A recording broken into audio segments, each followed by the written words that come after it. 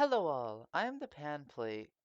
In today's video, I'm showing a conlang which I made for the Agma Schwa's Cursed Conlang contest. The name of this conlang is Paxelow, which means it's just a combination of the words pickaxe, axe, shovel, and hoe, and it's named this way because of the fact that you use a pickaxe, axe, shovel, and hoe to speak the language. Pretty important to it. Because this language, it doesn't have phonemes. It has blockemes. And so blockemes are the main building blocks of any given word. A word is just a set of blockemes, and the blockemes are pickaxe, axe, shovel, and hoe, or they're blocks that are effectively mined using those tools. And then also there are more blockemes for if the stack of that block is 1 or 2 blocks tall. Then we also have claw themes, because when you're mining the word, you want to be able to do a little bit extra. So when you're mining the word to speak it, you can add more meaning with your helmet type and your legging trim color. The helmet type, which could be no helmet, leather, iron, gold, or diamond, just denotes mainly the part of speech of the word. Whereas the legging trim color is used to denote like specific things within each part of the grammar. We have none, amethyst, emerald, gold, lapis, and redstone. Those are the 6 types of armor trim you can have. And then there's also the crouch theme, which is just whether or not you're crouched while mining the word. Then here's the romanization, because I wanted to be able to write down words. The romanization is supposed to be written using Comic Sans. If it's not written using Comic Sans, it's not an official version of the romanization. And the blockemes are represented using just the first letter of their effective tool, capitalized if the blockeme is 2 blocks tall. And then the claw theme is placed before the blockemes, because remember, a word is a set of blockemes.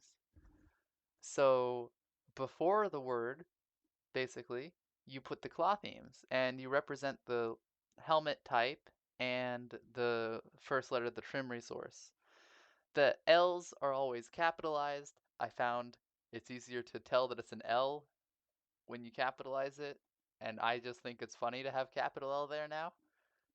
It's a cursed conlang. It's great. If both of the armor trims, or also for the nothing, you just use underscore to really just show that it's nothing easily. And if there's no, if both of them are none, then you just don't write the underscores. And then crouchemes, they go on either side of the word, either side of the blockemes of the word. And they go between the claw themes and the blockemes at the beginning of the word. And they're either brackets, square brackets, for when you're uncrouched, or parentheses for when you're crouched. And then the orthography is not really the orthography, it's more the traditional way that it's written in the language when people are actually using it, not written. Traditional blocks they use for speaking it. Traditionally, for the pickaxe blocks, they'll use cobblestone. For the oak blocks, they'll use oak planks. Or for the axe blocks, they'll use oak planks. For shovel, they use sand. For hay bales, for the hoe tool, they'll use hay bales. And then also, blocks with no effective tool can be used as spaces and sentence breaking. And the traditional block for that is TNT, because it's instantly mined, not because it's easily explosive. That's totally unrelated. Claw themes and crouch themes, there's no traditional way to do it, or there's no like specific way to write it down. This is not an orthography, and they can only be represented while a speaker is mining the blockemes. And then also speakers will use the armor type of their leggings to show their status within the culture. So like a really rich player in a world that speaks this would wear netherite leggings for all their trims. Whereas a poorer player might use just diamond or iron. and maybe leather if they're just starting out. And then the wild trim is the most often used trim because it's easy to see what trim someone's wearing from all sides when the wild trim is on the leggings.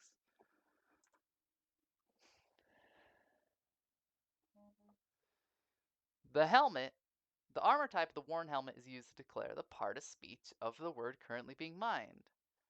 Leather helmets are used for inanimate nouns. Iron helmets are used for animate nouns and pronouns. Gold helmets are used for adjectives. Diamond helmets are used for verbs. And if you're not wearing a helmet, that's just for other words. I wasn't sure where to put them. And then word order. Word order is fun. It's based on the helmet type. So diamond always goes first, and then iron and leather. That's always the order of words in a sentence. However, adjectives go directly before the words they modify,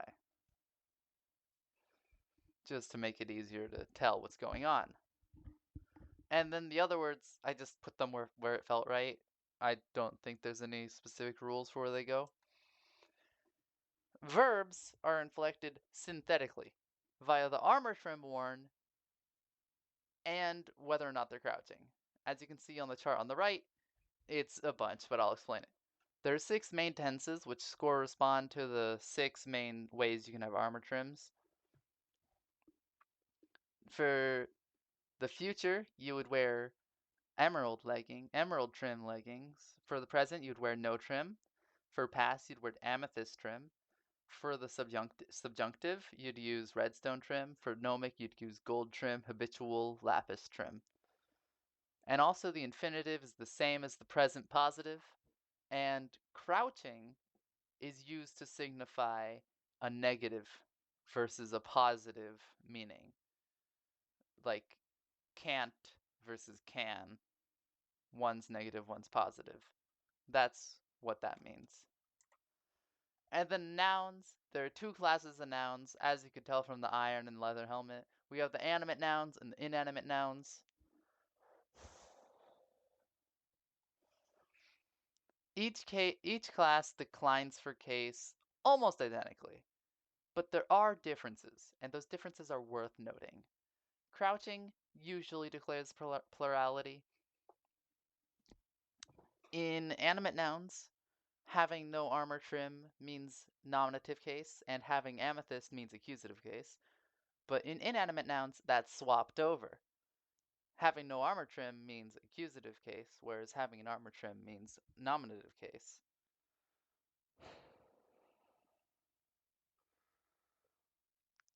And then also animate nouns, they have a distinction between inalienable and alienable possession because animate nouns are more likely to be able to choose with their owning.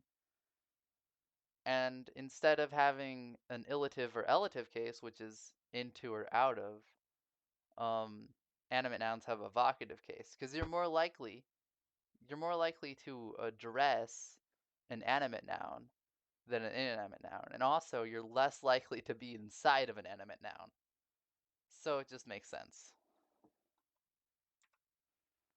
Adjectives, they just agree in legging type or legging trim type with the noun they modify, and then also they crouch to show whether they're agreeing with an animate or inanimate noun.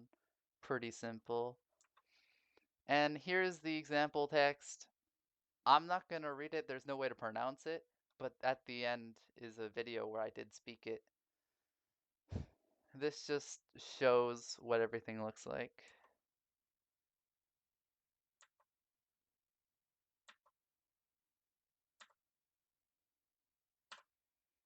And then here is the video. Let's watch it.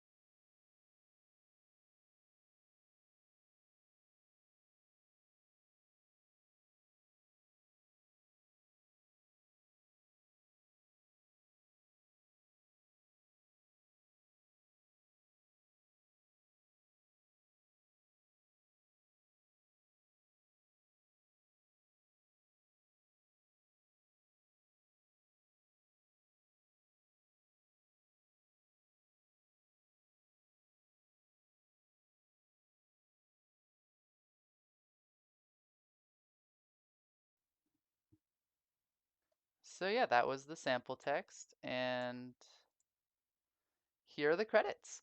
I'm the person who made the language, but I do have to shout out my sibling for originally suggesting I make a Minecraft language. If it weren't for my sibling suggesting that, I would not have made this language. And yeah, it was fun to make.